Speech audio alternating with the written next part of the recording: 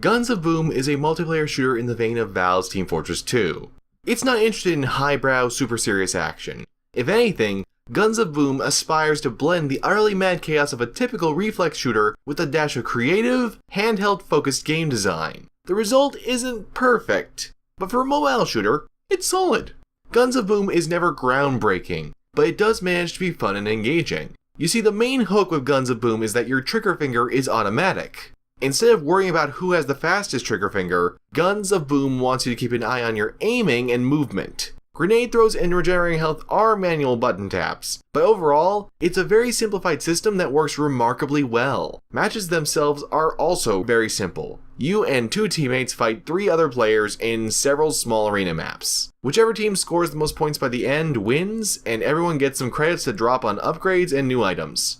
Variety won't be found in your objectives, but instead in the number of guns at your disposal. While you start off with an initial pair of 2 weapons, there is a sizable armory of alternatives you slowly unlock as you keep playing. For my time playing, I primarily stuck to the starter assault rifle and blunderbuss, but I was also able to grab an opponent's SMG to test out. I'm happy to report that they all felt distinct and satisfying. And also, the automatic firing won't just trigger regardless of distance.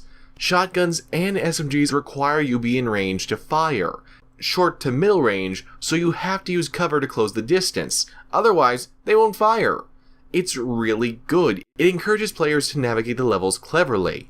Assault rifles and longer range weapons can fire from greater distance, but you've got smaller windows to aim for. To help with this, there is an iron sight toggle for those looking to snipe or pop off headshots, although you'll move far more slowly while doing so. The only disconcerting part about your weapon is that upgrading gives objective improvements. While it's possible to cap out your guns through playing fair, this does lean towards a pay-to-win mentality. Similarly, you can purchase armor to buff your defense, and both your health regens and grenades are refilled via a free loot box unlocked every 6 hours or so.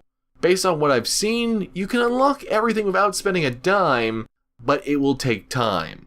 I hope that developer Game Insight has proper matchmaking in place to ensure everyone is paired with fair opponents, given that this is the case. Thankfully, at least during my play session, I didn't encounter anyone abusing higher grade weapons than I had. But to be fair, that may have simply been due to the time of night I was playing. To the game's credit though, it was a very active multiplayer game regardless of the hour. The small match sizes of 3 versus 3 ensures you can very easily find people to play with, and I had very few latency issues. Matches also don't take very long, so it's ideal if you've got a solid internet connection and a few minutes to kill. Even from an aesthetic standpoint, Guns of Boom's low poly, high color contrast visuals are easy on the eyes and your device's CPU. Everyone looks like they're a lost member of the A-Team, and this tone pervades every other aspect of the game. The sound design isn't quite as distinctive, but it's great to see a mobile shooter with a light tongue-in-cheek tone that feels like it's actually happy to be here. It's free, it's fun, and although the freemium elements are concerning, it certainly isn't an unappealing option. I like the decision to include automatic firing as it simplifies so much of the headache found in mobile shooters. I'd certainly say it's worth a try. Ah!